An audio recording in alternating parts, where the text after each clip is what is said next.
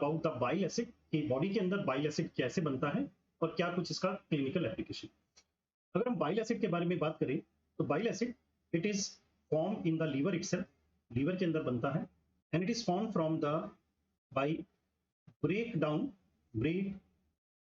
Down of cholesterol.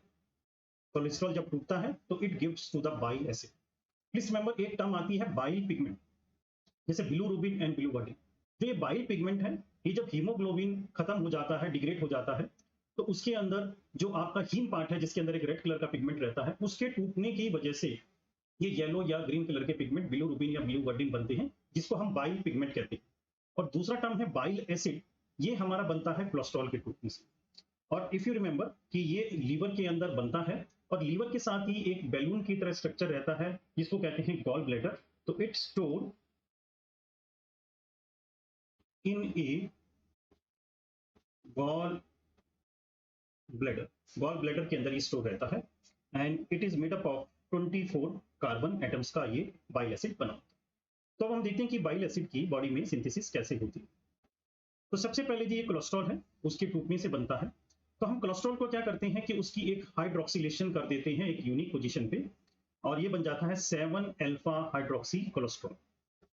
यहाँ पर एक एंजाइम चाहिए, एंजाइम है जी 7 alpha hydroxylase. The enzyme which is basically is a microsomal cytochrome P450 से जो मिलता है। इस एंजाइम को काम करने के लिए कुछ और अपने साथ चीजें चाहिए। तो एक निमोनिक बना रखा है, निमोनिक इज नो वीसी। इससे अच्छा निमोनिक नहीं है, लेकिन नो की वीसी ने मना कर दिया।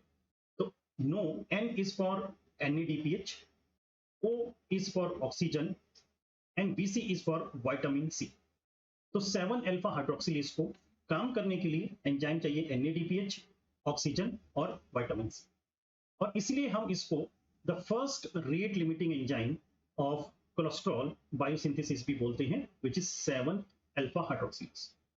अब ये 7 अल्फा हाइड्रोक्सी कोलेस्ट्रॉल हमारा चला जाता है लीवर के अंदर, और it goes under the multiple reaction, and we get a primary bile acid, cholic acid and chenodeoxycholic acid. तो लीवर के अंदर जाके हमें एक ये प्राइमरी बाइल एसिड मिल जाते हैं, which is remember cholic acid and chenodeoxycholic acid. इसके बाद इसका होता है इसमें कंजुगेशन, मींस कि ग्लाइसिन और टॉरिन इस प्राइमरी बाइल एसिड के साथ जुड़ जाते हैं, and this bile acid convert into their bile salt. जैसे colic will convert into glycolic acid and taurocolic acid, और chenodeoxycholic acid will convert into glycoquinodeoxycholic acid and tauroquinodeoxycholic acid. Then this bile acid, the conjugated form, it goes into the intestine. अब intestine में दोनों चीजें reverse हो जाती है, means कि एक जो कंजुगेशन हुआ था ग्लाइसिन एंड टॉरिन का वो हट जाएगा, डीकंजुगेशन, और एक जो 7 अल्फा पोजीशन पे हाइड्रोक्सिलेशन हुआ था वो भी हट जाएगा, 7 अल्फा डीहाइड्रोक्सिलेशन। तो इसके होने की वजह से here it gives rise to the secondary bile acid, कि कॉलिक एसिड से हमें मिलेगा डीऑक्सीकॉलिक एसिड, और कीनोडीऑक्सीकॉलिक एसिड से मिलेगा लिथोकॉलिक acid, which is considered as the secondary bile acid, जिसको हम secondary bile acid कहते हैं। और बाद में ये secondary bile acid it undergoes into enterohepatic circulation। enterohepatic circulation का क्या मतलब है कि पहले bile acid लीवर से इंटेस्टाइन में आया, फिर बाद में ये वापस इंटेस्टाइन से back to the liver, liver में चला गया, इसी को कहते हैं enterohepatic circulation। And it is return की अबाउट 98 to 99% जो सेकेंडरी बाइल एसिड है वो लीवर के साथ रिटर्न हो जाता है, and it secret acid bile. तो अगर सिंपल हम इसको समराइज कर लें, कोलेस्ट्रॉल सबसे पहले एक हाइड्रोक्सिलेशन होगा, कन्वर्ट होगा 7 अल्फा हाइड्रोक्सी कोलेस्ट्रॉल में, लीवर के अंदर जाके अपना primary bile acid cholic acid और कीनोडीऑक्सीकॉलिक एसिड बनाएगा, फिर इसके अंदर कंजुगेशन होगा, they will convert to their salt, जैसे cholic acid will convert into glycocholic, taurocholic, chenodeoxycholic acid will convert into glycochenodeoxycholic acid and taurochenodeoxycholic acid, और intestine में जाके दोनों चीज रिवर्स हो जाएगी, डीकंजुगेशन एंड डीहाइड्रोक्सिलेशन, जिससे cholic acid will convert into deoxycholic acid and chenodeoxycholic acid will convert into the lithocholic acid. अब कुछ हल्का सा इसमें कंसेप्चुअल देख लेते हैं कि if they ask which is the primary bile acid, you remember cholic acid and chenodeoxycholic acid. Which is the most abundant bile acid, then again remember colic acid is the most abundant bile acid। ठीक है जी। Conjugation का क्या फायदा है? Conjugation basically it add more polar group and it increases the efficiency of bile acid as surfactant.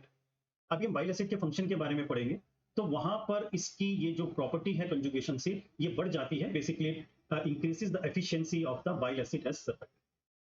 Which is the major conjugated bile salt? Then please remember you answer glycolic acid. And which is the secondary bile acid? Please remember deoxycholic acid and lithocholic acid. अगर मैं इसकी bile acid की function की बात करूं तो बेटा देखिए नाम में तो एसिड आता है, थोड़ा सा अजीब लगता है, लेकिन इसका जो पीएच होता है it is alkaline in nature, alkaline in nature. तो जिसके कारण बाइल एसिड किस लिए काम आता है? It neutralises the acidity of gastric juices. जो गैस्ट्रिक जूसेस हैं विच इज हाईली एसिडिक, जिसका पीएच 2 होता है, तो जब भी एसिडिटी बढ़ जाती है तो ये गॉल ब्लैडर्स में से स्क्वीज होके आ जाता है जी आपके स्टोमक में, और क्योंकि अल्कलाइन नेचर होने के कारण ये उसकी एसिडिटी को कम करता है।